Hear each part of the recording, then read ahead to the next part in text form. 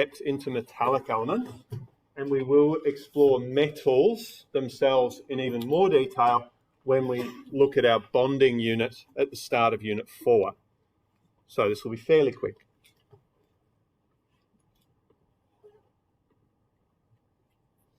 Identify common properties of metals, stating the name and number of valence electrons of group 1 and group 2 elements, right? Explain the trends and the physical properties of group 1 and group 2 elements, limiting to melting temperature, boiling temperature, and conductivity. Explain the trend in chemical reactivity down group 1 and group 2 metals, and that will relate to our second prac of this week, which will be on Thursday afternoon. Identify the location of the transition metals, identify location of the metalloids, explain what is meant by the term metalloid, and describe one use of a metalloid as a semiconducting material. Okay. It seems like a lot of success criteria to look at, but this is really only 10 minutes worth of work. All right, common properties of metals. I've added a few extras, including luster, conductivity, malleable, and ductile. Luster or lustrous refers to the ability to reflect light, or that it's shining. Right? And this is really polished metals, yeah, because we notice that lots of metals appear dull, and that's only because that outer layer of the metal has become oxidized. So if we freshly cut or polish a metal, that's when we see it as shiny, because we're removing that oxidized layer. Conductive, right? Conductive means moving, right? So a conductor of a train helps to move the train along, if you want to think of it that way. So heat conductivity means that heat will transfer through the metal.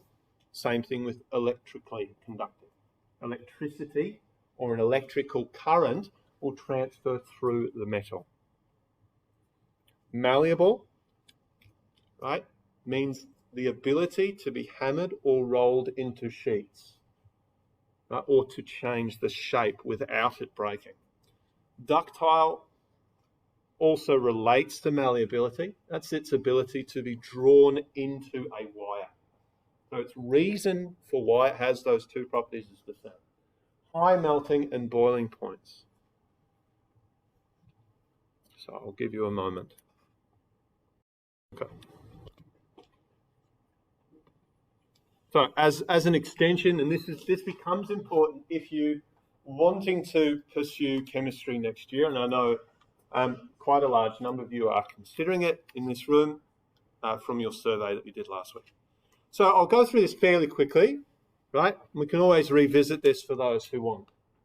So metals have the actual definition of a metal is a substance that has a tendency to form a cation, which means a positively charged ion, right?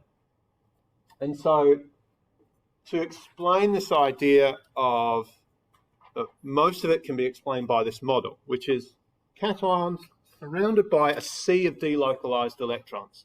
If you grew up in the 80s like me, I liken this to peas in jelly. Anyone ever seen that? It's a really strange thing from the 80s. Right, so, and then it held in this what's called a lattice. So we use the term lattice to describe a regular arrangement. High luster, with a freshly cut metal, the electrons move really rapidly. That light won't be absorbed into the metal, so the light is therefore reflected back out. They're conductive, right? Electrons are free moving charged particles and can carry the electrical charge. And the metal ions are closely packed together that when heat is heat is transferred through the vibration of those closely packed particles. Malleable and ductile, right? Strength is held together by those bonds, yeah, such that it doesn't break apart, just reforms. High melting and boiling point relates to that strong force of attraction. Okay. the name of group 1 and group 2 metals. Yes, so I've illustrated that there. Notice I haven't included hydrogen. Hydrogen, although there is theoretically metallic hydrogen exists, in nature it doesn't exist as a metal. They're called the alkali and the alkaline earth metals, respectively. Alkali means basic, right? As in the opposite of an acid. They tend to form alkali solutions when they react with water. So they react with water quite vigorously, which is why pretty much all of these metals don't exist in their pure form, in their elemental form in nature. They exist in salts and other compounds and ores. So there's an example: sodium reacting with water gives us sodium hydroxide. Hydroxide is an alkaline or a base, and hydrogen gas. And so this is the prac that we'll be doing on Thursday. So make sure, write in your diaries or however you organise your time, to remind yourself to bring your lab coats on Thursday. Any questions on that?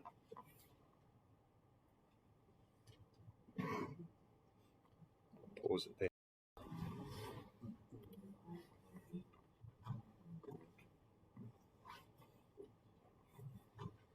Okay, so sodium and water as a video, just to show you this, right? I'll actually show you this in person on Thursday. It's a rather soft piece of metal. It's a freshly cut piece of metal. Notice how it's nice and shiny. And it's stored in oil because it reacts vigorously with water. So we can see that over time that will dull.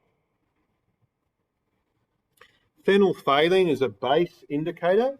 So when the pH goes above 8, so alkaline or base, it will turn pink. So neutral water has a pH of about 7, right? So we don't see the colour change.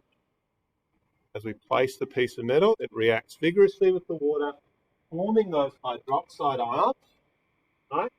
Interact with the phenolphthalein indicator, causing the pink colour to arise.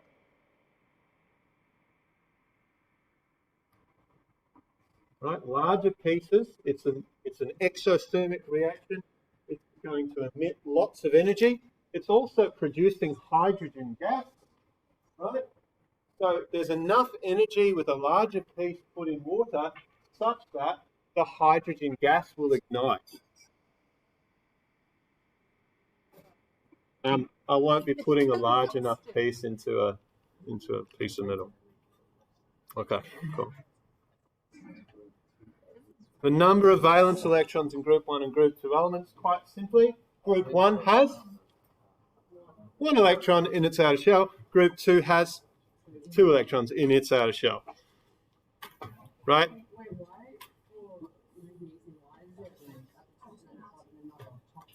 It doesn't really matter, right? It's just that they're not paired until I get more than 4. That's how I get you to represent it, yeah? And we'll leave trends till the start of next lesson, okay?